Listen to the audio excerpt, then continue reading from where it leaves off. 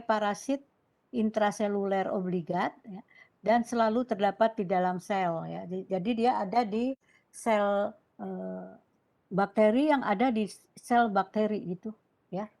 Jadi kecil sekali ya, kecil sekali. Seperti itu ukurannya kan 1 sampai 0,3 mikron ya. Kemudian dia hanya punya DNA dan RNA ya, dan pembelahannya adalah biner ya, sama ya, 1 jadi 2, 2 jadi 4 gitu ya. Kemudian dapat dihambat dengan antibiotika, tentunya ya bersyukur bisa dihambat oleh antibiotika. Bayangin aja kalau nggak bisa dihambat oleh antibiotika seperti apa ya. Kemudian dapat membentuk ATP ya sebagai energinya, sumber energi ya. Kemudian bentuknya ada yang berbentuk batang, ada yang berbentuk kokoid atau pleomorf ya. Kemudian diwarnai dengan pewarnaan giemsa berwarna biru. Nanti Ibu mumpung ingat tolong kormanya praktikum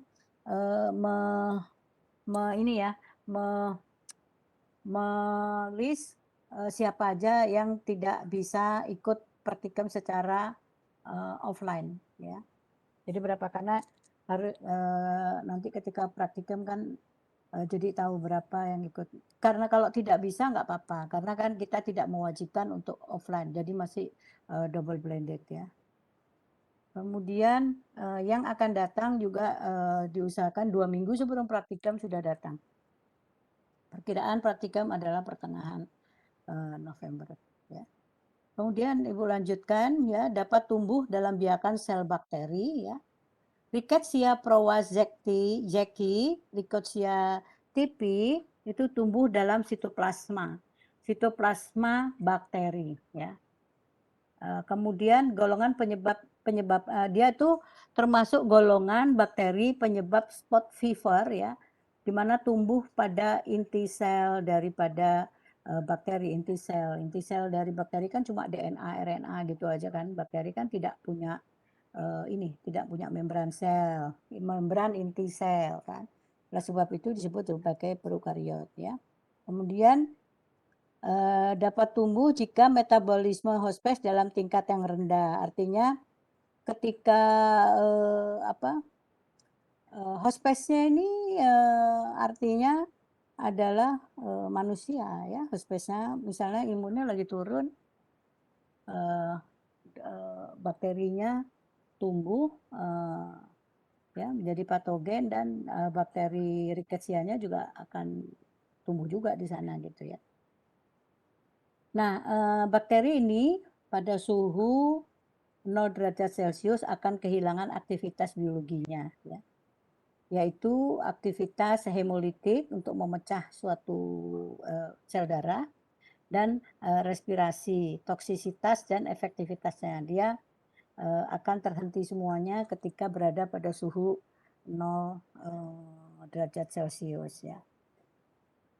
Kemudian akan pulih jika ditambahkan NAD, nikotinamid adenin dinukleotida ya.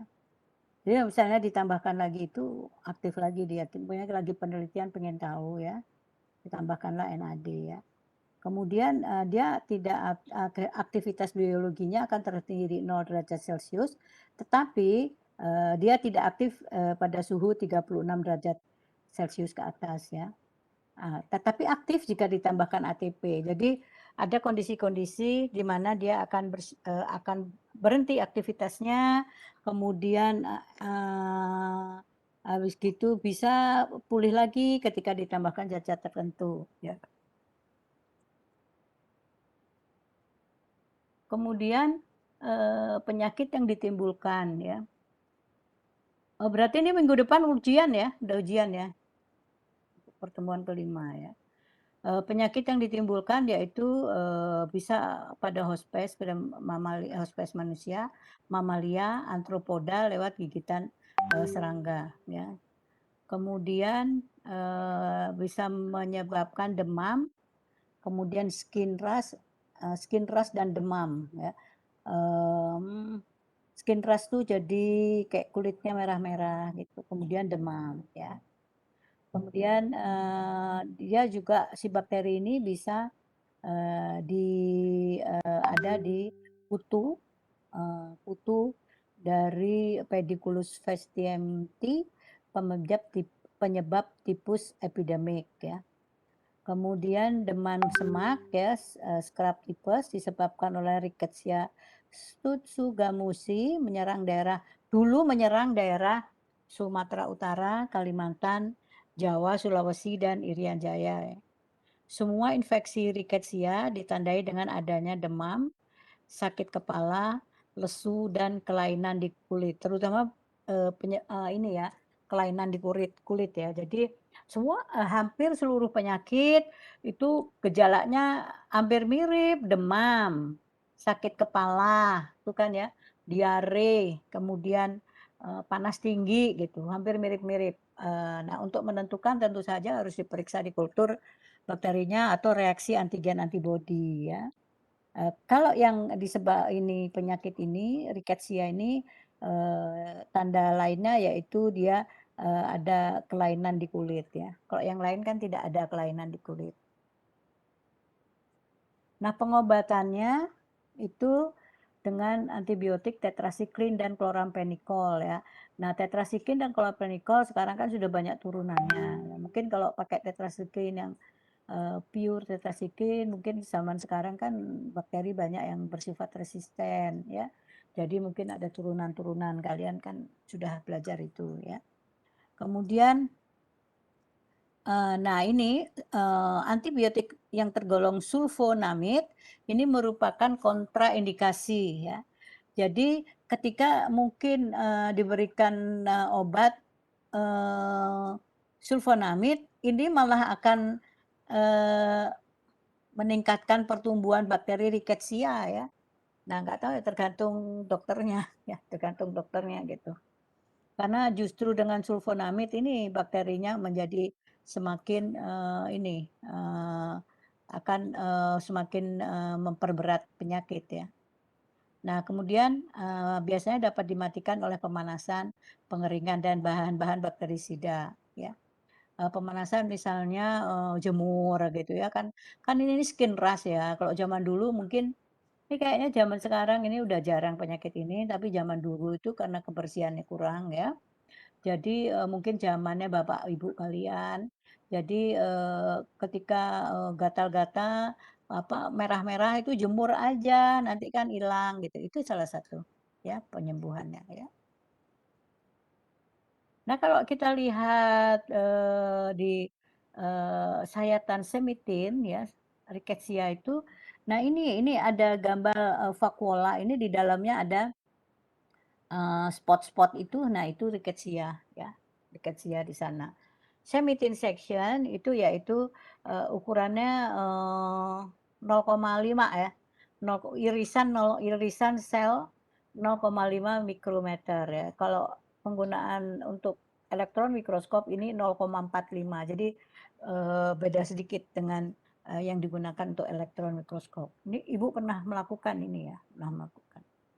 Cukup Cukup lumayan ya. Nah ini, dengan, transmisi elektron mikroskop ini rickettsia terlihat ya. Nah rickettsia ini kan, sel bakteri ini. Nah ini di dalam sel bakteri ini ada rickettsianya RRRR ya. Ada yang mengalami pembelahan segala ya. Nah itu, ada di dalam, sel, bakteri ya. Jadi bakteri yang ada di sel bakteri intinya ya. Nah ini penyebab ini mungkin zaman dulu banyak nih ya. Zaman dulu, zamannya ibu kecil nih banyak gitu. Jadi biasanya, disembuhkan orang jemur. Kemudian kalau nggak salah zaman itu tuh, berendam pakai, kalium permanganat, air hangat kasih kalium permanganat, direndam di sana semua gitu kan. Itu bakterisida kalium permanganat. Mungkin pada waktu itu dianggap bakterisida sehingga dapat, menyembuhkan ya. Tentu saja mungkin gejalanya yang harus ringan. Kalau gejalanya sudah berat seperti pada foto ini, ya harus memakai antibiotik untuk membunuh si rickettsia. Nah, itu mengenai rickettsia. Sekarang mengenai chlamydia. Nah, sifat umumnya ya chlamydia, Miyaga, namanya bagus-bagus ya, Miyaga wanella atau Batsonia, ini nama penyakitnya ya.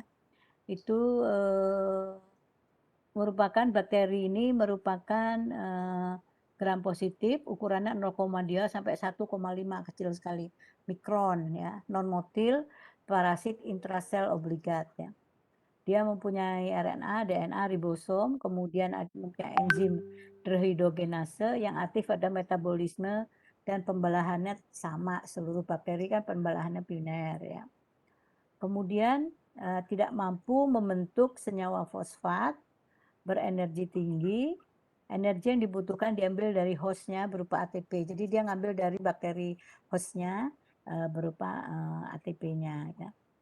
Tahan terhadap fagositosis, mempunyai enzim lisosim dan dapat menghambat sintesis DNA sel hospes ya. Jadi dia lebih patogen daripada si rickettsia ya.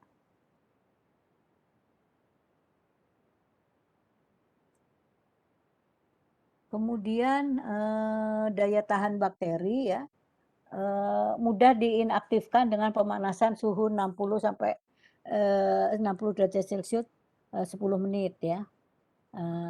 Nah, sebagian aktivitasnya hilang pada suhu 17 derajat. 3 sampai 12 jam. Kalau tadi kan 0 derajat ya. Tapi dia 17 derajat, tapi hanya selama 3 sampai 12 jam ya.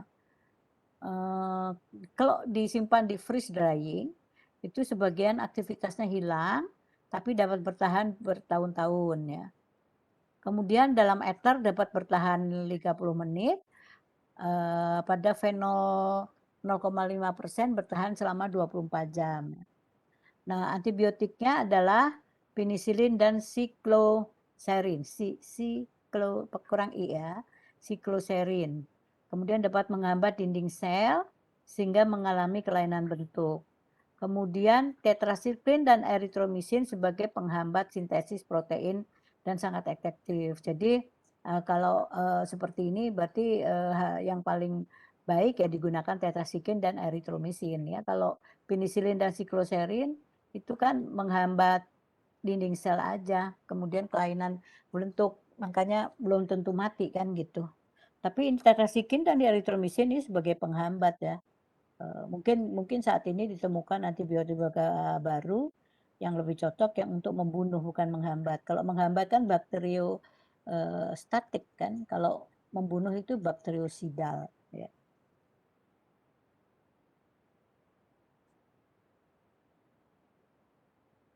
Kemudian hubungan hospes dan bakteri ya. Dalam suatu infeksi chlamydia terdapat keseimbangan antara bakteri dan hospes sehingga dapat berakibat bakteri menetap pada jangka waktu yang lama atau seumur hidup ya. Nah, ini dia yang bahaya ya. Kalau seumur hidup ketika kondisi imun turun keluar dia gitu ya. Dalam tubuh hospes terbentuk antibodi yang hanya sedikit bersifat protektif, pemberian antibiotik harus tepat ya. Nah, penyakit yang ditimbulkan adalah Chlamydia trachomatis, penyebab penyakit mata bagian luar dengan gejala yang ringan ya. Kemudian Chlamydia trachomatis imunotip E menyerang mata atau kornea mata pada bayi yang baru lahir atau pada dewasa terinfeksi pada kolam renang. Nah, kalau sekarang saya lihat dua cucu ibu ya, ibu barusan dapat cucu baru, alhamdulillah setelah setahun 2 tahun ditunggu ya, 2 tahun ditunggu. Nah itu bayi-bayi yang baru lahir biasanya langsung diberi salep pada matanya untuk menghindarkan infeksi mungkin dari ibunya atau apa gitu sekarang ini ya. Pada saat yang baru lahir diolesi seperti salep ya, salep supaya memproteksi si mata bayi untuk terkena infeksi dari Chlamydia trachomatis ini ya. Kalau pada dewasa itu pada kolam renang. Nah, kolam renang ini juga kan menggunakan kaporit ya, saking banyaknya sampai matanya malah jadi merah. Ya bukan karena kena penyakit bakterinya, tapi karena terkena ini apa? Antibakterinya ya, menggunakan klorin itu ya. Kemudian Chlamydia trachomatis imunotip L123 penyebab penyakit lymphogranuloma venereum, yaitu penyakit menyerang organ genetika laki dan wanita ya. Nah, ini hati-hati takutnya ketika renang gitu kan ya, dia ternyata hidupnya juga ada di kolam renang berarti ya, seperti itu. Jadi sehabis mandi ya, sehabis renang ya harus mandi dengan baik, dengan benar, artinya penggunaan sabun desinfektan dianjurkan ketika habis renang ya. Kalau sabun desinfektan digunakan sehari-hari itu tidak benar, karena flora normal pada kulit itu akan mati sehingga kulit akan menjadi kering. Tapi tenang aja, flora normal pada kulit itu cepat sekali balik ketika salaman dengan teman, bersenggolan aja bakteri yang ada di teman udah langsung berpindah kepada kulit temannya ya. Nah, ini menggunakan scanning elektron mikroskop penampakan atau bentuk daripada bakteri Chlamydia. Nah, ini dia juga diam intraseluler. Ini terlihat dia ada di dalam selnya bakteri ya. Selnya bakteri. Ini mungkin apa? Ini yang Chlamydianya ya. Nah, sekarang adalah mikroplasma. Ini kuliah jam segini ini pasti kalian juga ngantuk. Ibu juga ngantuk. Ya. Oh ya, nanti Ibu share karena kuotanya masih banyak ya, untuk mengikuti. Ibu akan share ke Lucy ya, undangan untuk mengikuti pengukuhan guru besar ya. Jadi dari biologi ada 2, dari MIPA ada 2, Ibu dan Pak Gung Darmadi. Nah, karena ini online kalian bisa join ya. Ada 2 room 1 dan room 2. Karena Ibu sama Pak Gung Darmadi jumlahnya 220, mungkin kalian bisa ikut di sana. Lihat aja kalau bisa masuk aja, kalau ingin tahu pengukuhan guru besar di UNUT itu kayak apa sih gitu. Nanti Ibu share ya. Nah, ini adalah mikroplasma ya. Sifat umumnya yaitu dia pleuropneumonia like organism, PPLO ya. Penyakitnya namanya ya. Gram negatif ya. Prokariota paling kecil dan paling sederhana yang masih dapat melakukan pembelahan sendiri ya. Bersifat sangat pleomorf, jadi tidak ada bentuk gimana ya, bentuknya berubah-ubah gitu, karena mungkin dinding selnya dia tidak kaku. Nah, benar, karena tidak mempunyai dinding sel yang kaku dan hanya dibungkus oleh 3 lapisan membran ya. Kemudian peka terhadap tetracycline dan eritrosin, tetapi tahan terhadap penisilin, cefalosporin dan vancomycin ya. Ini berarti dia resisten terhadap penisilin, cefalosporin dan vancomycin gitu ya. Mungkin sekarang mungkin sekarang lebih banyak lagi dia resistennya, karena bakteri kan setiap saat dia akan mempertahankan diri, sama dengan kalau virus cepat sekali, kalau bakteri agak lambat untuk resistennya. Kalau virus kan cepat sekali dia berubah kan, memang kerjaannya virus seperti itu, berubah melulu. Makanya jangan heran kalau COVID-19 ini terus saja berubah ya, karena memang kerjaannya virus seperti itu ya. Tinggal kita meningkatkan imunitas aja ya. Bisa kok, apalagi kalian masih muda-muda, tidak pakai obat, hanya dari makanan tuh bisa melawan COVID ya. Kalau masih muda, semuda-muda kalian, mungkin kalau usia ibu ya harus dengan obat-obatan, tapi amit-amit jangan sampai kena kita semua ya. Kemudian mempunyai afinitas terhadap membran sel, hospes dari saluran kemih atau saluran nafas atas ya. Saluran nafas ya. Kemudian bersifat anaerob fakultatif, tumbuhnya pada 36 sampai 37 derajat Celcius dan pH-nya 7. Memerlukan kolesterol dan asam lemak rantai panjang. Kenapa? Karena untuk kolesterolnya itu untuk dinding selnya itu ya, untuk dinding selnya supaya dia untuk komponen daripada dinding sel ya. Nah, ukuran koloni kuman sangat kecil, garis tengah antara 10 sampai 4 mm, berbentuk bundar, agak datar, pinggirnya bening, transkulan, bagian tengah keruh dan granuler.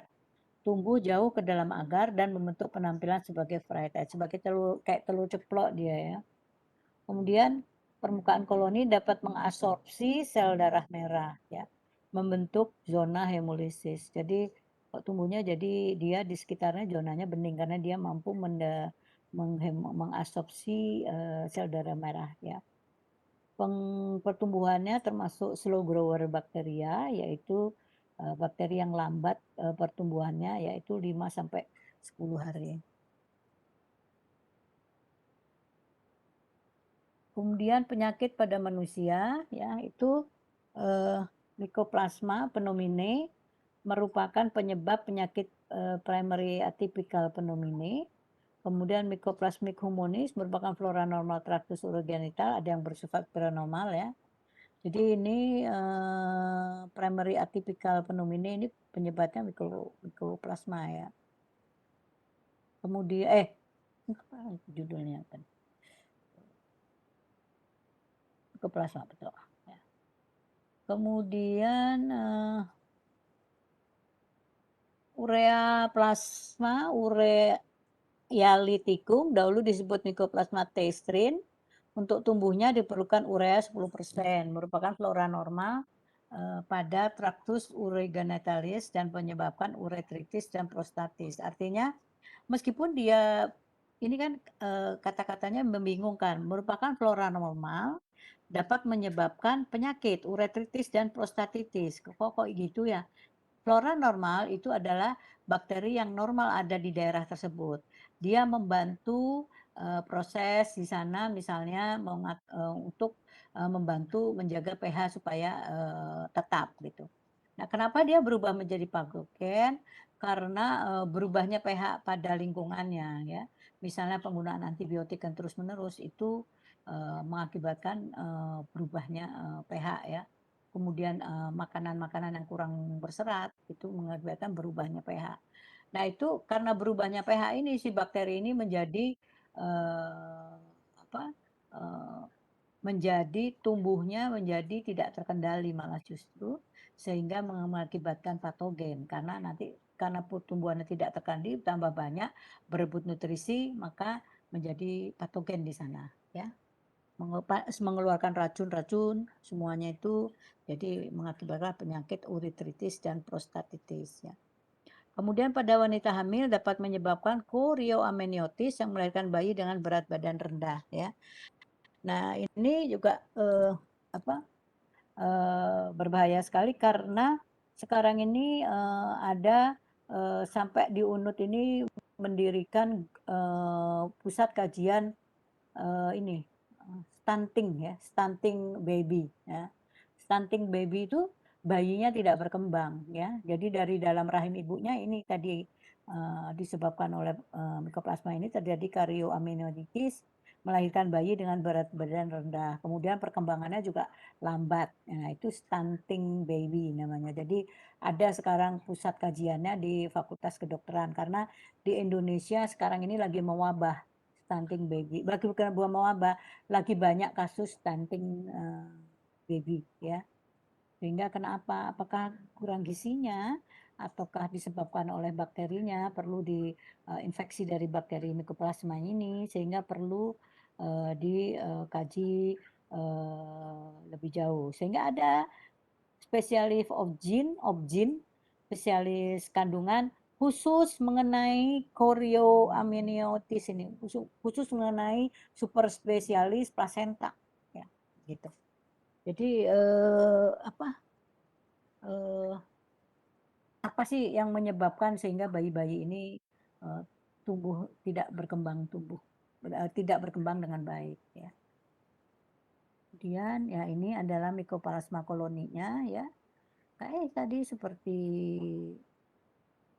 nah ini kalau pakai sem seperti ini bentuknya, ya. Jadi kayak tadi seperti ceplok telur tadi, ya, dia melebar-lebar karena dinding selnya tidak kaku, ya.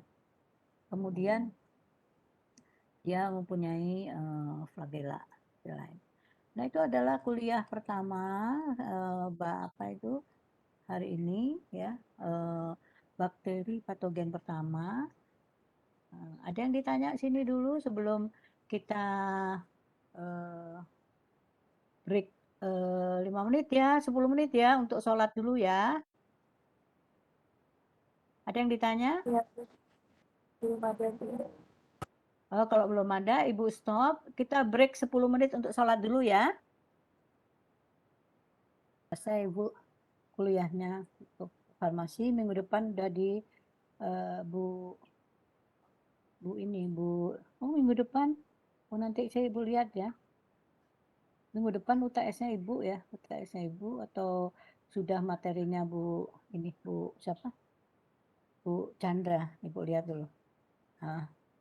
Nanti malam Ibu share itunya, jadwalnya. Jadi mikrobia patogen pada manusia, ya.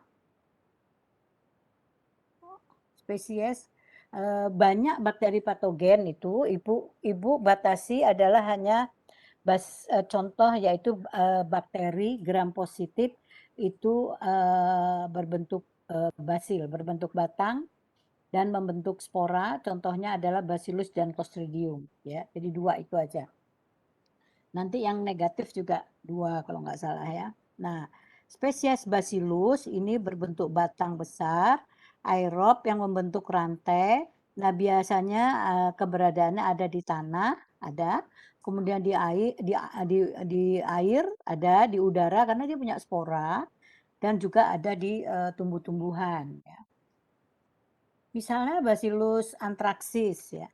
Bacillus anthracis melalui penyakit pada herbivore yaitu kambing, domba, lembu dan kuda, ya. Nah, ini dia antrak ini ada 3 infeksi, ya, yaitu melalui oral, melalui jadi tertelan, ya. Itu kemudian di kulit yaitu antrak kulit, kemudian inhalasi, ya. Yaitu antrak inhalasi, ya. Kemudian yang di oral itu adalah gastrointestinal, ya. Jadi ada 3 macam bentuk patogen antrak ini, ya. Kemudian sporanya tumbuh pada jaringan tempat masuk, kemudian menyebar melalui saluran getah bening ke dalam darah dan jaringan sebelum dan sesudah hewan mati, ya. Kemudian membentuk kapsul bersifat virulen, yaitu yang mengandung polydeglutamik, yaitu antifagositosis, artinya tidak bisa ditelan oleh sel fagosit itu makrofag, ya. Dan gen pengkodenya ada di plasmid, ya. Toksin antrak tersusun atas 3 protein, ya, protective antigen, PA, protective antigen, kemudian edema faktor, EF, dan letar faktor, ya, LF, ya. Pada darah dapat mencapai 10 pangkat 7 ml sebelum kematian. Nah, ini karena antrak ini meskipun hewannya sudah mati, biasanya bakterinya juga mati kan kalau bakteri yang lain. Nah, kalau pada antrak ini justru dia hidup pada hewan yang sudah mati itu. Jadi sangat berbahaya, ya. Karena sebelum mati aja misalnya dia pangkat 10 pangkat 7, ya, 10 miliar berarti kan gitu. Nah, kalau dia berkembang terus bisa mencapai di ininya pada darahnya bisa mencapai 10 pangkat 14, 2 kali lipat ya. Artinya bukan 2 kali lipat ya, 7 menjadi 10 pangkat 14. Nah, artinya ketika 1 gelas air diisi oleh bakteri dengan populasi 10 pangkat 14, itu bakterinya sudah sulit untuk bergerak. Jadi padat ya. Jadi demikian populasi daripada antrak ini ketika di darah hewan yang mati. Oleh sebab itu biasanya kalau mengena kambing itu atau hewan yang lain-lainnya herbivore itu salah satu cara supaya tidak menular kemana-mana yaitu dengan dibakar, ya. Dibakar kemudian dipendam ya. Karena dia mempunyai spora, sporanya itu tebal sekali ya, korteknya sehingga dia tahan selama 75 tahun di tanah. Nah, itu yang paling berbahaya ya dari antrak ini. Sehingga antrak ini juga sering digunakan sebagai senjata biologis ya. Kemudian pengobatannya dengan penisilin untuk antrak kulit. Penisilin plus gentamisin atau streptomycin untuk antrak pernafasan dan juga antrak ini ya, antrak gastrointestinal ya ditambahkan. Nah, ada vaksinasi ya. Vaksin yaitu antigen protektif yang dipresipitasi dengan aluminium hidroksida yang diambil dari filtrat biakan yang steril dengan galur avirulen yang tidak berkapsul ya. Nah, itu vaksin yang dibuat untuk vaksin antrak. Tetapi kalau di Rusia itu adalah vaksinnya yaitu spora hidup yang dilemahkan. Jadi beda kalau ini ada yang galur avirulen, kalau yang di spora galur virulen tapi dilemahkan. Nah, kemudian Bacillus cereus ya. Bacillus cereus itu penyebab keracunan makanan ya. Jadi jenisnya ada 2 ya, yaitu jenis yang muntah dan jenis yang diare ya. Jenis yang muntah ini biasanya adalah berkaitan dengan pencemaran di nasi ya, nasi. Jadi di nasi itu Bacillus cereus suka di sana ya. Jadi bukan manusia aja yang suka nasi, ternyata Bacillus cereus juga suka nasi ya. Kemudian jenis diare itu berkaitan dengan biasanya dia mengkontaminasi daging dan saus ya. Toksinnya adalah enterotoksin ya. Enterotoksin adalah toksin yang dikeluarkan di daerah pencernaan ya, enterotoksin ya. Ini biasanya dapat sembuh sendiri kurang lebih 24 jam. Nah, dapat sembuh sendirinya itu tergantung dari imunitas. Kalau dia lagi maksudnya orang lagi flu gitu terus kemudian kena ini, ya kondisi imunnya kan lagi turun, ya bisa aja menjadi harus diobati ya. Kemudian berada di tanah, ini biasanya Bacillus cereus ini adanya di tanah, kemudian mengkontaminasi nasi karena dia punya spora, berkembanglah dia di nasi mengakibatkan keracunan oleh Bacillus ya. Spora bertunas dan sel vegetatif menghasilkan toksin selama fase log pertumbuhan, kemudian sporulasi toksin dapat dihasilkan dalam makanan atau di dalam musuh. Jadi toksinnya bisa dihasilkan di nasinya atau di dalam pencernaan ya. Nah, kadar 10⁵ sel per gram makanan dapat menyebabkan sakit, tetapi tergantung kondisi daripada orangnya. Kalau misalnya dia fit banget mungkin 10⁵ enggak apa-apa, tapi 10⁵ ketika kondisi imunnya turun gitu ya bisa sakit juga gitu. Nah, spesies Clostridium itu Clostridia adalah batang aerobik, gram positif, kemudian flagel merusak protein dan membentuk toksin. Tempat hidupnya yaitu di tanah dan usus manusia dan hewan. Dia sebetulnya flora normal ya, ada di pencernaan ketika jumlahnya tertentu ya.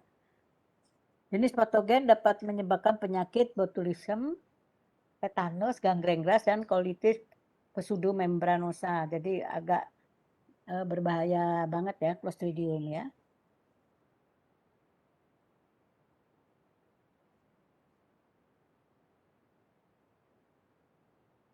Nah, contohnya adalah Clostridium botulinum.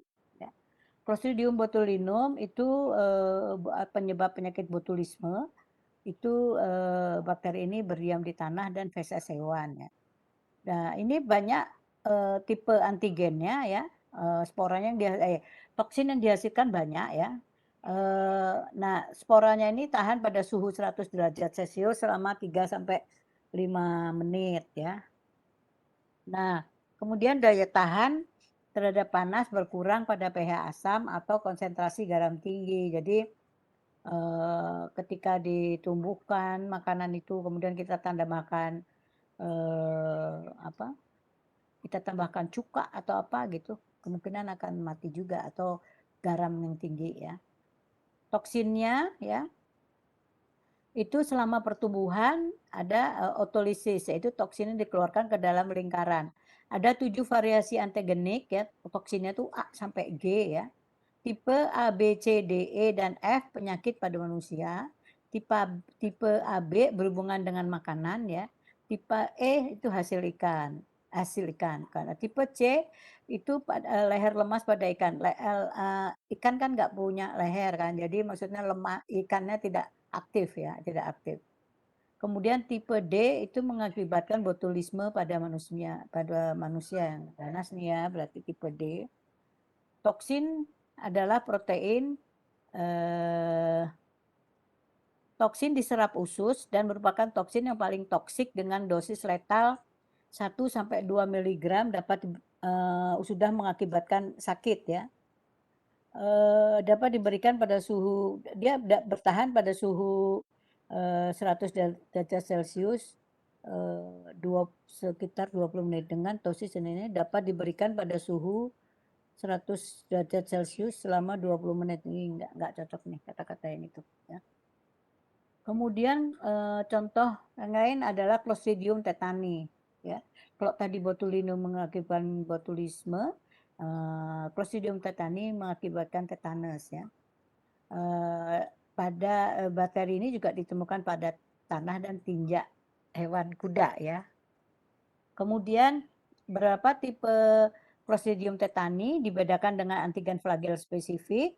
Antigen O somatik menghasilkan neurotoksin dari tipe antigen yang sama, tetanus polmi. Jadi neurotoksin adalah toksin yang dikeluarkan di saraf ya, di daerah saraf ya.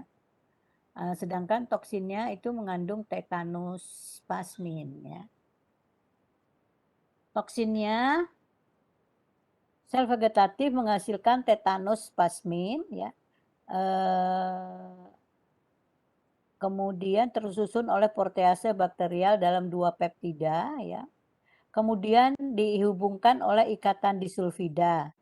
Toksin diberi ikatan dengan reseptor di membran presinap pada motor neuron, kemudian bergerak ke hulu melalui sistem transport aksonan retrograd menuju sel bodis neuron tersebut sehingga medula spinalis dan batang otak. Akibatnya kalau sudah sampai ke batang otak adalah hiperrefleksia, jadi bergerak tidak bergerak yang tanpa kendali ya. Kemudian kaku-kaku otot, kemudian mengakibatkan kelumpuhan ya. Nah, toksin dalam jumlah yang kecil dapat mematikan manusia. Jadi kalau Clostridium tetani itu cuma 18 jam ya. 18 jam tidak diobati ya langsung meninggal. Jadi misalnya ada saudara atau apa yang menginjak paku paku di jalan gitu, takutnya kan dia kena kotoran hewan atau debu-debu, itu biasanya harus langsung dibawa ke rumah sakit untuk disuntik anti tetanus ya, harus itu, nggak boleh nggak, karena tetani ini patogen sekali dan hanya 18 jam. 18 jam nggak diobatin ya itu tadi, kejang-kejang, gerak nggak normal, kemudian lumpuh, terus meninggal ya, karena racunnya sangat toksik banget ya. Nah, pengendaliannya untuk penyakit tetanus tadi, kalau nggak salah kalau untuk yang mau nikah syaratnya adalah disuntik tetanus ya, untuk melindungi ibu dan babynya ya. Ya, imunisasi 3 kali dengan dosis ulangan 1 tahun kemudian ya. Jadi, eee eee protokol SOP-nya, imunisasi ini setahun kemudian harus diimunisasi lagi sebagai booster ya. Pencegahan dan pengobatan, pengobatan tidak memuaskan maka pencegahan sangat penting ya. Tergantung imunisasi aktif dengan toksoid, ada imunisasinya, kemudian perawatan luka, pemakaian antitoksin dan pengobatan penisilin gitu ya. Kalau dulu banyak ini, tapi dulu di bukit itu banyak hewan, banyak tinja ini sapi ya, di biologi di mana-mana tuh. Sekarang kan udah nggak ada. Nah itu bahaya sekali ketika ada yang jatuh terkena kotoran dari hewan yang mengandung Clostridium tetani. Kemudian Staphylococcus ya. Staphylococcus gram positif itu bulat dan merupakan klaster anggur ya, berpigmen dan berwarna kuning gelap ya. Beberapa merupakan flora normal. Flora normal itu adalah bakteri yang ada di dalam tubuh manusia membantu proses metabolisme manusia. Jadi dia bersifat baik ya, kalau flora normal ya. Kenapa sih disebut flora Bu? Kayak bunga, ada mikrobiota normal, ada yang ngomong gitu juga, tapi istilahnya yang begitu memang ya. Beberapa merupakan flora normal pada kulit dan selaput lendir manusia. Kemudian yang patogen dapat menghematolisis darah ya, mengkoagulasi plasma dan menghasilkan toksin yang stabil pada panas dan mudah resisten pada antibiotik ya. Contohnya terdapat 30 spesies yang berkaitan dengan medis, misalnya Staphylococcus aureus. Ini banyak yang resisten ya, S. aureus ini. Jadi di lab mikro tuh kita biasanya praktikum pakai Staphylococcus aureus, itu udah multi resisten dia terhadap beberapa antibiotik ya. Ini kita dapatkan dari Rumah Sakit Sanglah, ya, dari pasien berarti kan, gitu. Kemudian Staphylococcus saprophyticus menyebabkan infeksi pada saluran urin pada wanita.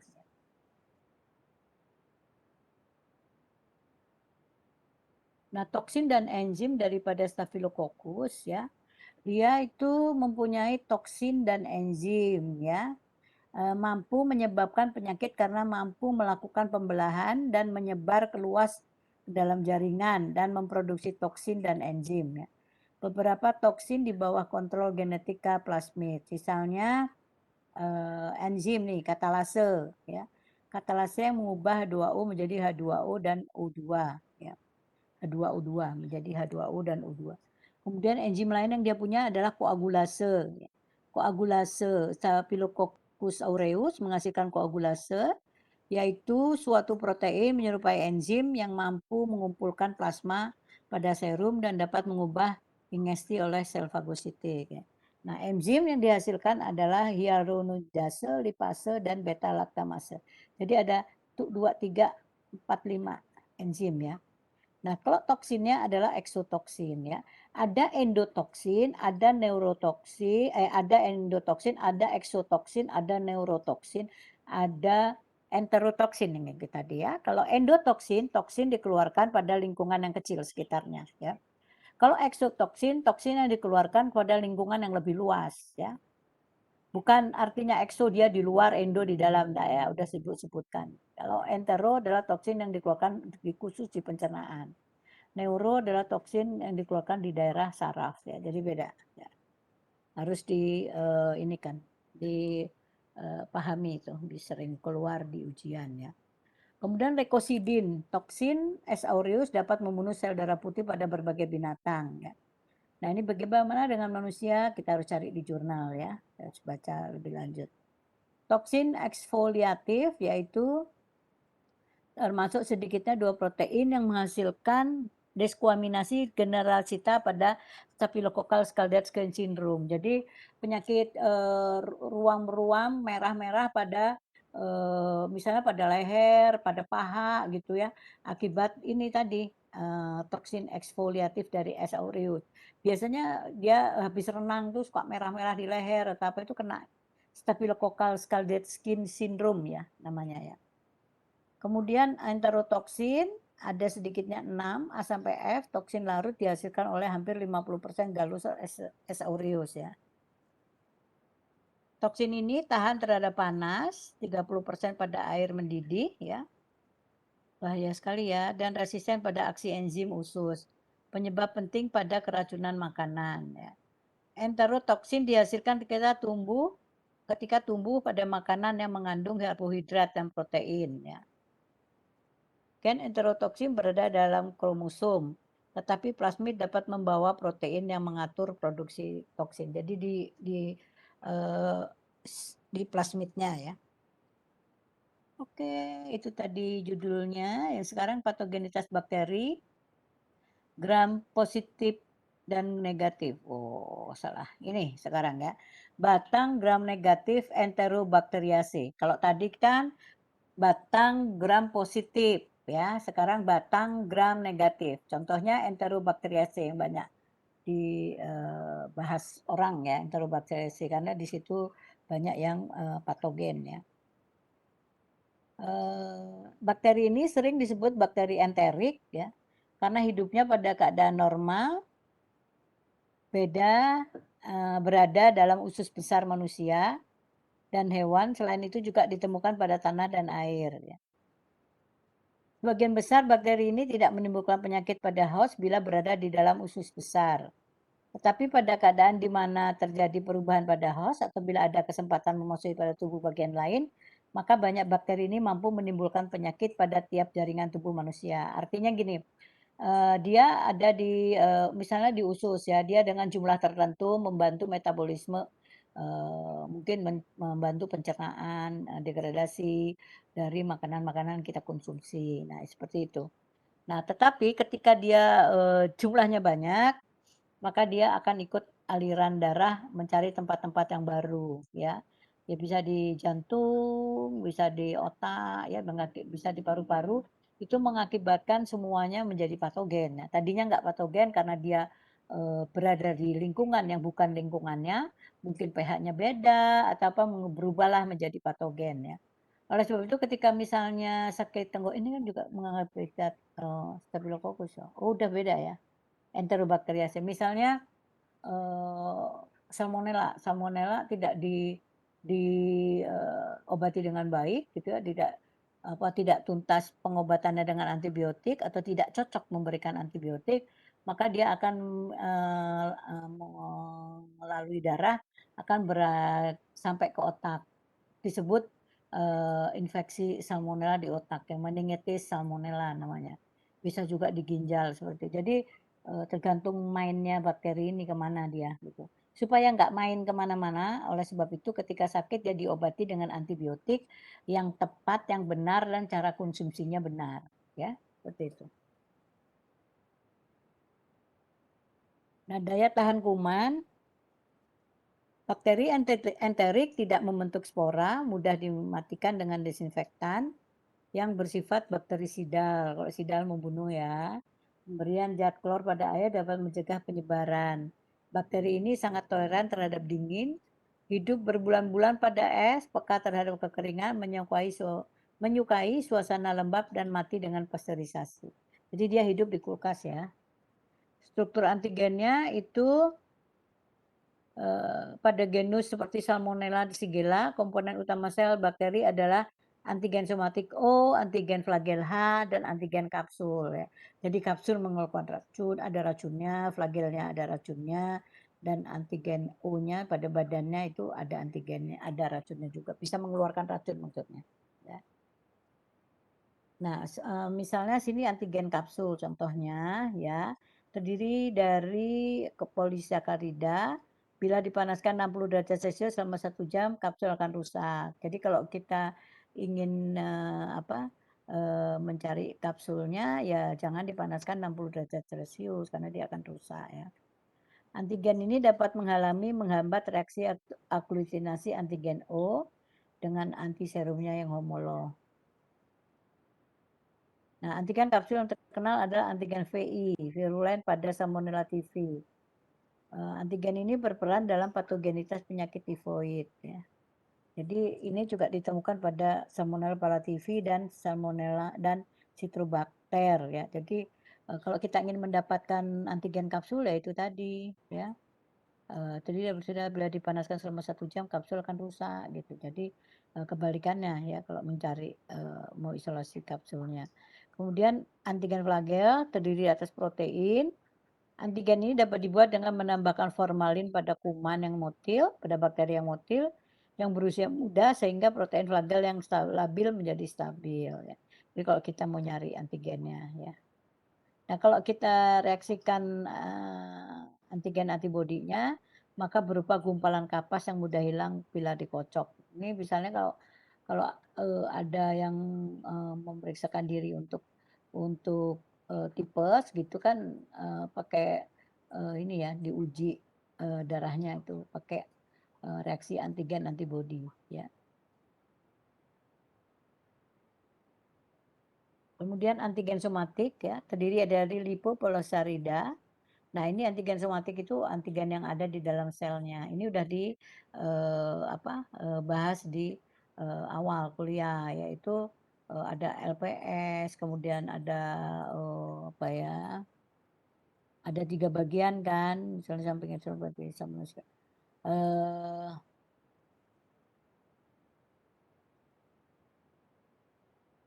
Nah, itu. Ini ada yang bagian O spesifik polisakarida ya, yang mengeluarkan endotoksin, ada lipid A yang menimbulkan gejala.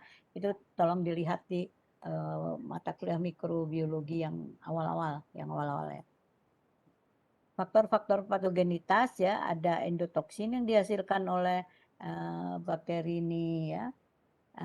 LPS dinding sel berperan sebagai endotoksin yang toksisitasnya ditentukan oleh lipid A ya.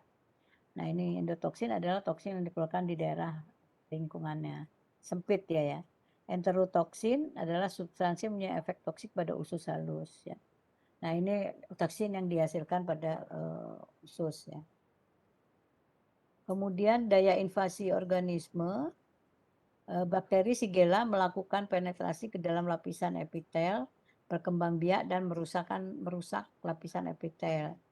Dengan permukaan kuman, bakteri enterik tertentu, permukaan sel bakteri mempunyai peran penting misalnya adalah kapsul pada Klebsiella pneumoniae dapat mencegah fagositosis, antigen VI pada STV mencegah destruksi intraseluler, antigen permukaan pada E. coli berfungsi untuk perlekatan bakteri pada mukosa usus. Jadi bakteri-bakteri ini invasinya kayak apa sih?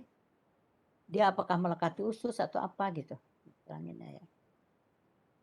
Kemudian jenis lain yaitu Escherichia. E. coli adalah bakteri oportunis yang banyak ditemukan di dalam usus besar manusia sebagai flora normal, tetapi dapat menyebabkan infeksi pada jaringan tubuh di luar usus. Genus Escherichia terdiri dari 2 spesies yaitu E. coli dan E. hermani. Ya. Struktur antigennya, E. coli mempunyai antigen O, H, dan K. Pada saat ini telah ditemukan di 150 tipe antigen O, di 90 tipe antigen K, dan 50 tipe antigen H. Ya, banyak sekali E. coli. Kalau yang paling berbahaya saat ini adalah E. coli 0157H, O157 dengan O157, bukan yang patogen adalah O157H yang mengakibatkan diare berdarah. Ya, itu ditemukan di Bali ya. Di daerahnya Ibu tidak sebutkan yaitu pada daging, ya pada daging sapi ya. Jadi makanya merebus daging sapi harus benar. Karena ditemukan di Bali. Penelitiannya mahasiswa S1 Ibu ya. Mahasiswa S2. Nah, faktor-faktor patogenitas ya, E. coli ini ya, ada dia mempunyai antigen permukaan. Pada E. coli terdapat 2 tipe Fimbriae atau pili, yaitu tipe manusia sensitif, pili, dan tipe manusia resisten, SEVA 1 dan 2. Kedua tipe Fimbriae ini penting sebagai colonization factor, yaitu untuk perlekatan sel kuman pada sel atau jaringan host.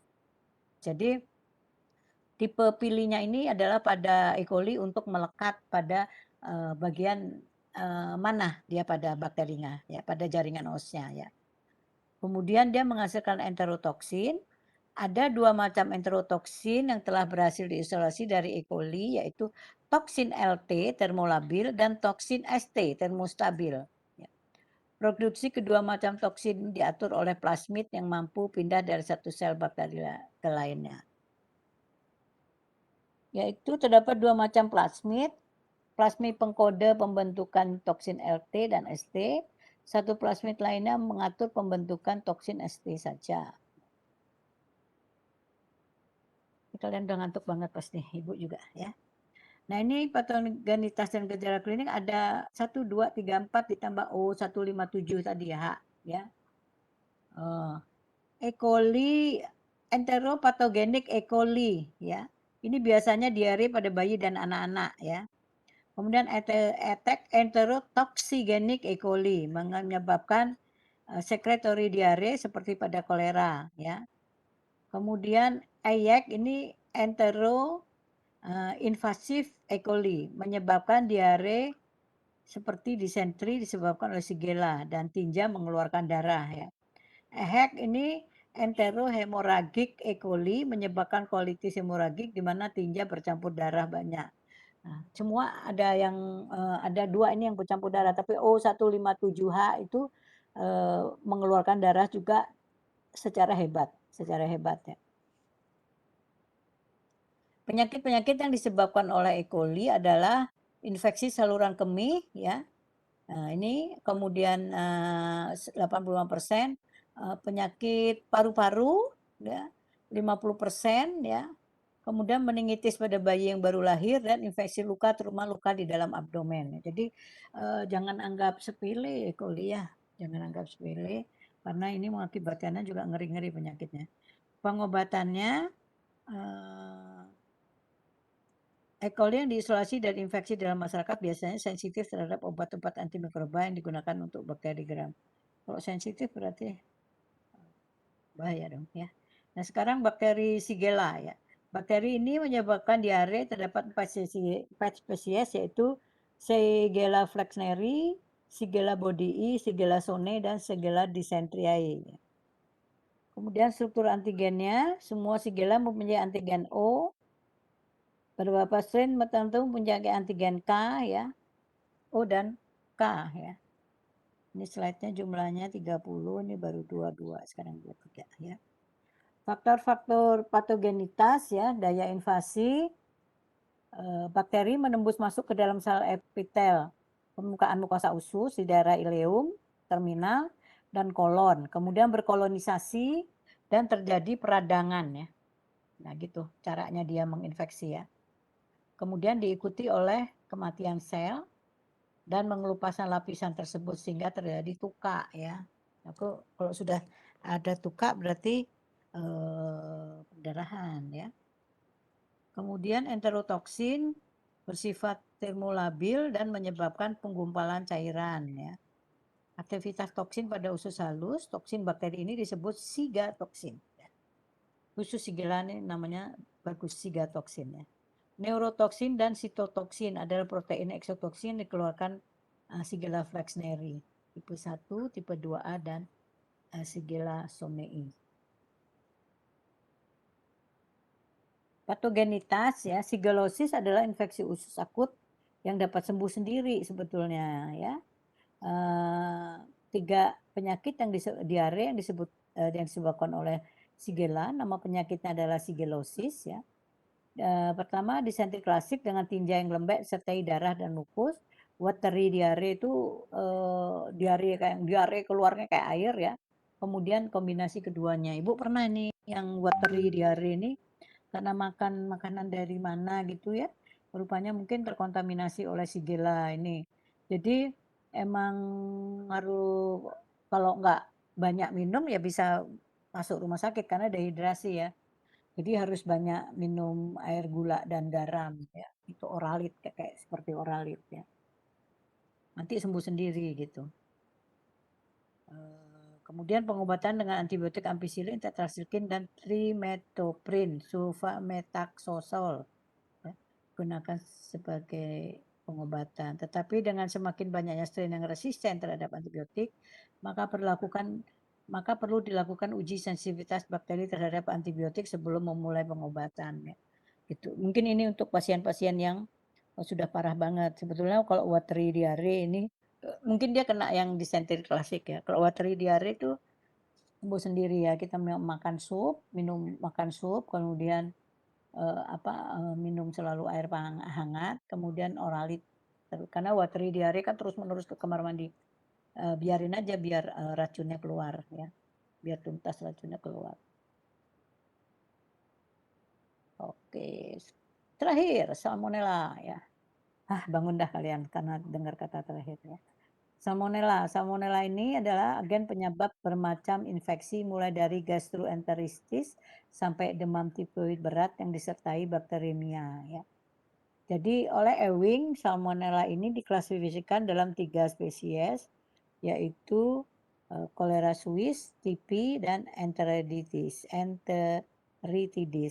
Dan bakteri dengan tipe antigenik yang lain dimasukkan dalam serotipik dari Salmonella.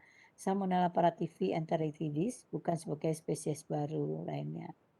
Misalnya Salmonella paratyphi A sekarang diklasifikasikan sebagai Salmonella enteritidis bioserotipe paratyphi A. Struktur antigennya ya. Dia mempunyai antigen O, antigen H, dan antigen VI ya. Makanya kalau diperiksa sakit tipes itu dari ketiga ini O, H, I, VI. Nanti keluar deh hasilnya O-nya kalau tinggi itu berarti sudah harus masuk rumah sakit ya. Kalau O-nya yang tinggi gitu. Kalau H sama VI tinggi artinya masih bisa tidak perlu dirawat. Artinya dikonsumsi obat ya selama 5 hari antibiotik. Tapi kalau O ini yang paling patogen ini harus dirawat di rumah sakit ya. Eee, Kemudian daya invasinya, jadi Ibu kalau pelajari bakteri Salmonella ini bakteri yang pintar ya, pintar, smart. Jadi dia masuk ke dalam epitel, kemudian malah justru dia ingin dimakan oleh sel. Nah, difagosit ya, difagosit oleh sel makrofag ya. Malah justru ke sana bakteri yang lain itu justru, mem eee, ma eee, melawan sel fagosit ya. Eee, nah kalau si salmonella malah ingin dimakan oleh sel fagosit yaitu makrofag. Nah setelah di dalam makrofag dia itu berkembang biak di sana jadi seperti alien ya.